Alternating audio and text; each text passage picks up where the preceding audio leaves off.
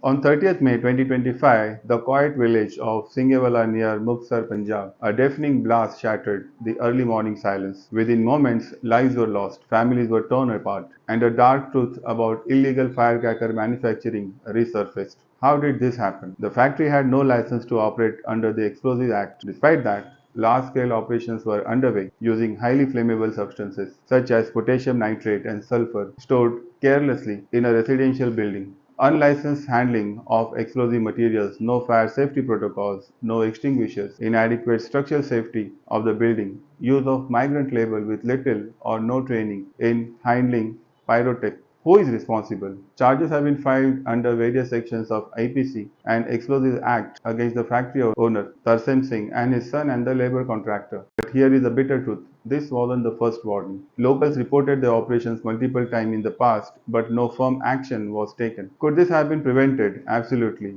Here is what could have made a difference. No factory handling explosives should operate without strict oversight. That oversight failed here. Regular inspections skipped. If done, this disaster could have been stopped before it started. Workers were migrant, untrained in explosive handling. Explosive factories must be isolated, not operating in residential areas. What must change now? The Punjab government must establish an independent task force to identify and shut down illegal firecracker manufacturing units. Anonymous public reporting lines should be introduced for whistleblowers. Firecracker manufacturing laws need urgent reform to include real-time digital tracking of licenses and operations. Tragedies like Muktsar aren't just accidents, they are the consequence of neglect, corruption, and systematic failure. Each violation we overlook pushes us closer to another disaster. If you found this informative, please like, share, and comment your thoughts. Let us raise awareness together. Don't forget to subscribe for more deep dive content and stories that matter. My name is Ajay.